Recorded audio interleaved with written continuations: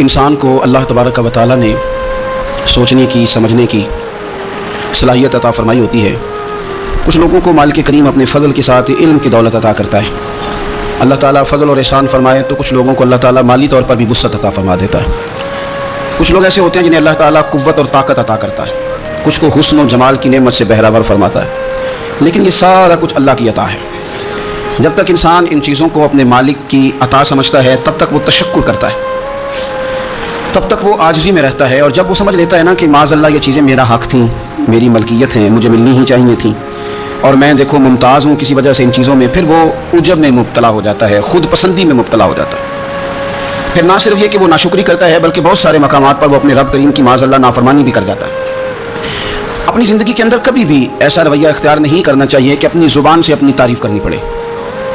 اہل خیر پر کبھی یہ نوبت نہیں آتی کہ انہیں خود سے بتانا پڑے کہ میں بڑا نیک ہوں، میں نمازی ہوں، میں عبادت گزار ہوں، میں سخی ہوں، خود انہیں اظہار کرنا پڑے۔ دیکھیے اگر آپ کے اندر کوئی خیر پائی جا رہی ہے تو اس کا اجر بندوں سے تو لینا نہیں، اجر تو اللہ کی بارگاہ سے حاصل کرنا ہے۔ تو پھر بجائے اس کے کہ انسان اپنی نیکیاں گننی شروع کرے، انسان اپنی خوبیوں پر اترانا شروع کرے، انسان اپنے خیر کے کام بتانا شروع کرے، کیا یہ اچھا نہیں کہ وہ قبولیت کی دعا کرے؟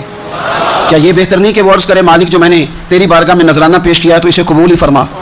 بجائے اس کے کہ وہ تکبر میں آئے، اسے اللہ تعالیٰ کی خفیہ تدبیر سے ڈرنا چاہیے۔ اللہ تعالیٰ نے قرآن مجید میں انسان کی اس نفسیات کا ذکر کیا ہے، اور لوگوں کے اس بات کو اللہ تعالیٰ نے سورہ نجم کے اندر اس طرح بیان کیا ہے، فرمایا فلا تزکوا انفسکم، اپنے آپ کو ستھرا نہ بتاؤ، اپنی پاکیزگی کا خود بیان نہ کرو، فرمایا ہوا اعلم بمن اتقی، اللہ بہتر جانتا ہے پرہیزگاروں کو، اسے پرہیزگاروں کی زیادہ خبر ہے۔ تم نہ بتاؤ کہ جب سے بڑا ہوا ہوں نماز نہیں چھوڑی، تم نہ بتاؤ کہ میں بہن بھائیوں کو میں نے ہی پالا ہے، تم نہ ذکر کرو کہ فلانے کو روٹی میں نے کھلائی، تم یہ بات نہ کرو کہ فلاں آدمی کے ساتھ میں نے نیکی کی تھی، ہوا اعلم بمن اتقی، اللہ کو بہتر پتہ ہے متقی کون ہے۔ یہ چیزیں اجر والی ہیں، یہ اللہ پہ چھوڑ دو، تم اپنی زبان سے ذکر نہ کرو ورنہ عجب میں مبتلا ہو جاؤ گے، ورنہ تم ایسی آفت میں آ جاؤ گے جو تمہیں کمزور کر دے گی۔ ہمارے ہاں تیزی سے لوگوں کے اندر عجب آیا ہے، خود پسندی آئی ہے، لوگ 2 4 5 دفعہ اپنے آپ کو اچھا کہتے ہیں، دوسروں کے ساتھ تقابل کرتے ہیں، پھر وہ اس کو طے کر لیتے ہیں کہ میں واقعی دوسروں سے اچھا ہوں، میرے اندر واقعی کچھ خوبیاں زیادہ پائی جاتی ہیں، مجھے واقعی فلاں بزرگ بڑا پیار کرنے لگ گیا، میرا واقعی نام زیادہ ہو گیا ہے۔ اور نہ میرے بھائی، رب کے بندوں کی تو شان یہ ہے کہ راتی ساری کر کر زاری، وہ نیند اکھاں تھی توندے، فجر وہی گناہگار کا آون تے وہ سب تو نیوے ہوندے۔ اللہ کے بندے کا تو یہ کام ہے کہ عاجزی، انکساری، عجز، وہ قبولیت کی دعا کرے، کسی عجب میں مبتلا نہ ہو، کسی خود پسندی کا شکار نہ ہو۔ حضرت سیدہ عائشہ صدیقہ رضی اللہ تعالیٰ عنہ قربان جائیں ہماری اماں کے، کیا انداز تربیت ہے اور کیا اللہ نے انہیں معرفت کا نور عطا فرمایا ہے۔ کسی نے پوچھ لیا اماں جی گناہگار کون ہوتا ہے؟ خاموشی چھا گئی۔ سیدہ طیبہ طاہرہ حکمت کے موتی بکھیرنے لگی، اماں جی گناہگار کون ہوتا ہے؟ تو فرمانے لگی وہی تو گناہگار ہوتا ہے جو اپنے آپ کو نیکوکار سمجھتا ہے، جس نے طے کر لیا نا میں نیک آدمی ہوں، پرہیزگار آدمی ہوں، میں بڑا اچھا ہوں، نمازی ہوں، حاجی ہوں، صوفی ہوں، درویش ہوں، حلال کماتا ہوں۔ یہ جس نے گمان کر لیا نا کہ میں ہی تو ہوں پگڑی کے نیچے چھپا ہوا، میں ہی تو ہوں جس کے چہرے پر داڑھی آئی ہے تو نورانیت بڑھ گئی ہے، میں ہی تو ہوں جو وقت پہ مسجد آیا تھا، میں ہی تو ہوں جس نے آگے بڑھ کے سب سے پہلے خیر کا کام کیا، فرمایا جس نے کہا نا میں نیک ہوں وہی تو ہے جس نے گناہگاری کو قبول کر لیا ہے۔ تو میرے بھائی کبھی بھی کسی بھی مقام پر خود پسندی کا شکار نہ ہوں، خود پسندی کا، ایک تو اپنی رائے کو کبھی آخری رائے نہ سمجھیں۔ میں اکثر دوستوں سے کہتا ہوں وہ جی میں نے کہا تھا تو میری مانی نہیں گئی، تو میں نے کہا ہم نے تو آپ سے مشورہ مانگا تھا، ہمیں پتہ ہی نہیں تھا آپ حکم دے رہے ہیں، تو مشورے کی بات ہو رہی تھی، یہ تو پتہ ہی نہیں تھا کہ آج جناب جو ہے وہ کہتے ہیں مستند ہے میرا فرمایا ہوا، مشورہ دیں، رائے قبول بھی کی جا سکتی ہے آپ کی اور رائے رد بھی کی جا سکتی ہے۔ لیکن نا احد کے میدان میں حضور کی رائے اور تھی، صحابہ کی رائے اور تھی، رسول پاک علیہ السلام نے ان کی رائے کو قبول کیا، فرمایا ان کے جذبات کا خیال کرنا۔ آپ مہربانی کریں اتنی خود پسندی کا شکار نہ ہوں کہ جو میں نے کہہ دیا ہے تو میری مانی نہیں گئی لہذا سب غلط ہے۔ آپ دوسرے کو موقع دیں۔ جنگ خندق کے موقع پر بڑے بڑے کبار صحابہ کی رائے اور تھی کہ باہر نکلنا چاہیے، باہر نکل کے لڑنا چاہیے، حضرت صدیق اکبر جیسے لوگ، حضرت عمر فاروق مولا علی جیسے لوگ، لیکن حضرت سلمان فارسی رضی اللہ تعالیٰ عنہ نے کہا حضور مدینے میں رہتے ہیں، خندق کھودتے ہیں، تو رسول پاک نے باقی سب کی رائے کو چھوڑا، جناب سلمان فارسی کی رائے کو قبول فرمایا۔ مہربانی کریں، ہمارے ہاں اختلاف اس لیے بڑھ گیا کہ ہم بڑے خود پسند ہیں، ہم بڑے سیانے ہیں، میری بات نہیں مانی لہذا میری چھٹی، بڑی بڑی جماعتیں ٹوٹ جاتی ہیں، بڑے بڑے ادارے فلاپ ہو جاتے ہیں، کیوں کہ ہمیں اپنی رائے بڑی عزیز ہو گئی ہے، ہم اپنی بات چھوڑنے کو تیار نہیں ہوتے۔ کچھ لوگ ایسے ہیں جنہیں اللہ عقل دیتا ہے، عقل خالص خدا کا فضل ہے۔ آپ یقین کریں بہت سارے پڑھے لکھے لوگ بھی سیانے نہیں ہوتے، ڈگری ہوتی ہے شعور نہیں ہوتا۔ اللہ تعالیٰ کچھ لوگوں کو معاملہ فہمی دیتا ہے، کچھ ایسے میں نے لوگ دیکھے ہیں دیہاتوں میں جو بظاہر ان پڑھ ہوتے ہیں پر بڑے معاملہ فہم، بڑے پنچایت کے سمجھدار، بڑے اچھے طریقے سے لوگوں کو اب اللہ تعالیٰ نے عقل دے دی، شعور دے دیا، خدا کا فضل تھا نا، اللہ نے ان کو بولنے کی طاقت دے دی، اپنا معافی ضمیر کہہ سکتے تھے، بات کرنے کی صلاحیت تھی، انہوں نے کیا کیا؟ انہوں نے دھوکہ دینے میں اپنی عقل کو استعمال کرنا شروع کر دیا, فراڈ کرنے شروع کر دیا.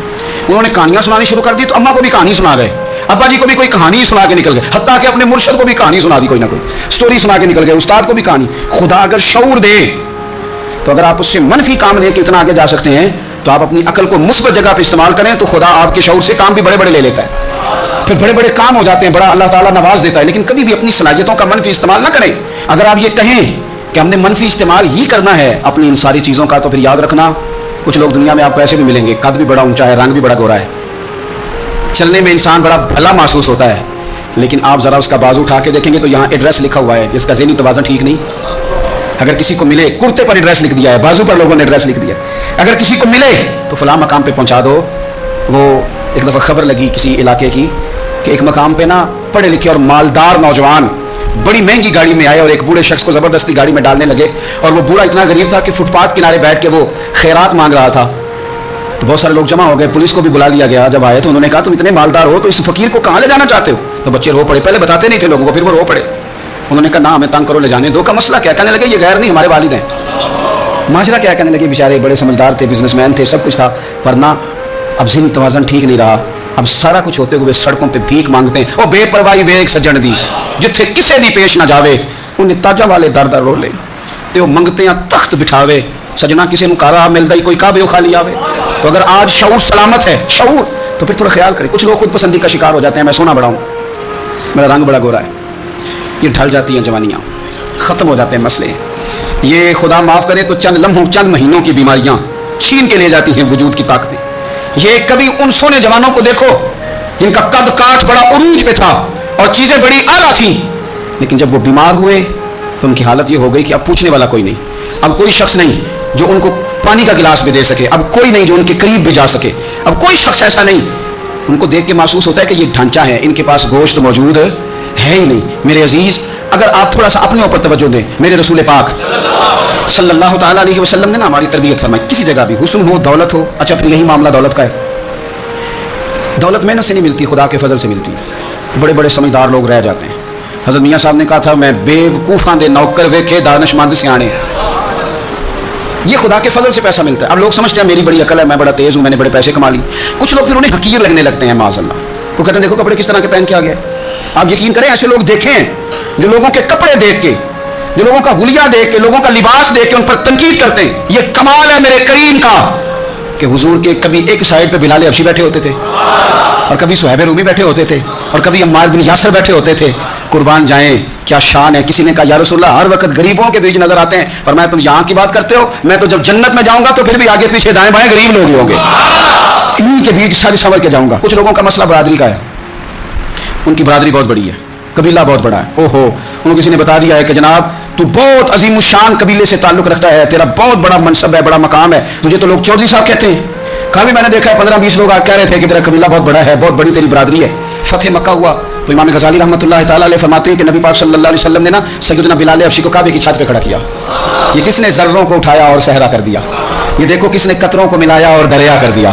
کس کی حکمت نے یتیموں کو کیا در یتیم اور غلاموں کو دنیا بھر کا مولا کر دیا. نبی پاک صلی اللہ علیہ وسلم نے سیدنا بلال کو کعبے کی چھت پہ کھڑا کیا تو حارث بن حشام اور سہیل بن عمر یہ کہنے لگے دیکھو ایک سیاہ فام کو اذان دینے کھڑا کر دیا ہے. ان کا خیال تھا کہ قریشیوں میں سے, ہاشمیوں میں سے, اہل مکہ میں سے کوئی کھڑا ہوتا. ایک سیاہ فام حبشی کعبے کی چھت پہ چڑھا دیا. یہ خود پسندی ہے نا کہ ہم فلاں بن فلاں بن فلاں ہوتے ہیں. فلاں کو کیا کر دیا ہے؟ اللہ تعالیٰ نے آیت نازل کر دی. فرمایا ان اکرمکم عند اللہ اتقاکم. فرمایا اللہ کی نظر میں معزز وہ ہے جو زیادہ پرہیزگار ہے, جو تقوی میں زیادہ ہے. میرے نبی پاک صلی اللہ تعالیٰ علیہ وسلم سے پوچھا تھا صحابہ نے, یا رسول اللہ صلی اللہ تعالیٰ علیہ وسلم لوگوں میں معزز کون ہوتا ہے؟ مال والا, دولت والا, منصب والا, برادری والا, قبیلے والا, جس کے پیچھے لوگ زیادہ چلتے ہوں. یا رسول اللہ لوگوں میں معزز کون ہوتا ہے؟ اعزاز والا, عزت والا بندہ کون ہے؟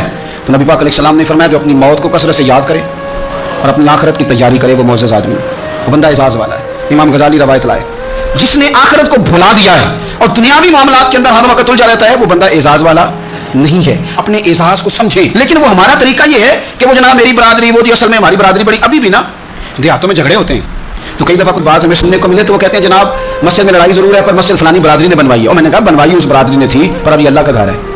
اب ایک ہی صف میں کھڑے ہو گئے محمود و ایاز, نہ کوئی بندہ رہا نہ کوئی بندہ نواز, بندہ و صاحب و محتاج و غنی ایک ہوئے.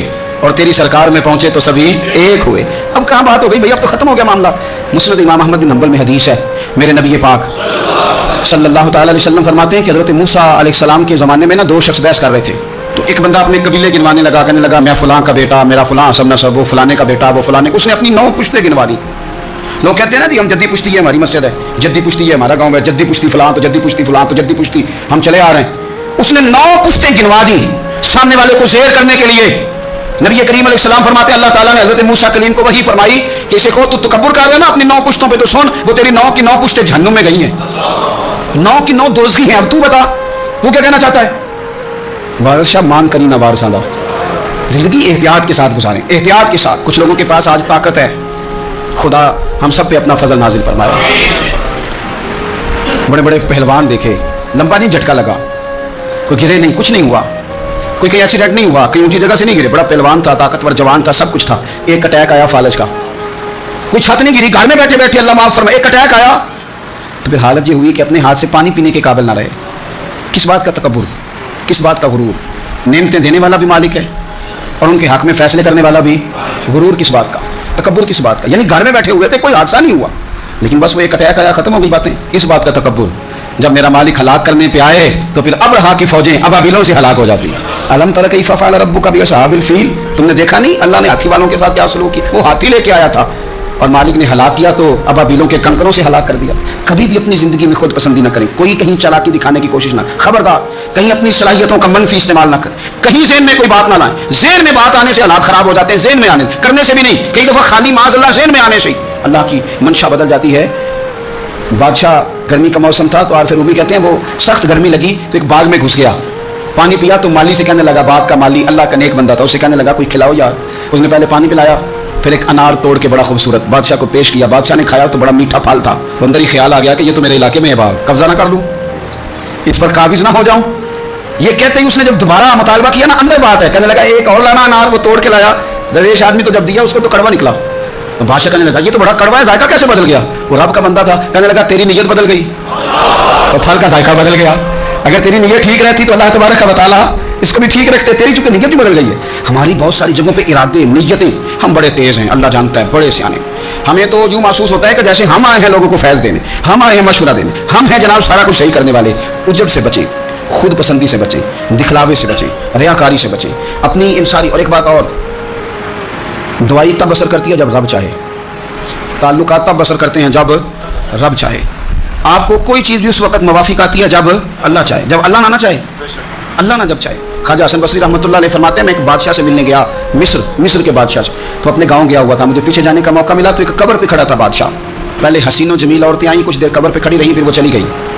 پھر اس کے بعد بڑے بڑے علماء آئے, قبر پہ کھڑے ہوئے چلے گئے. پھر بڑے فوجی آئے, جرنیل آئے اسلحے کے ساتھ, قبر پہ کھڑے ہوئے چلے گئے.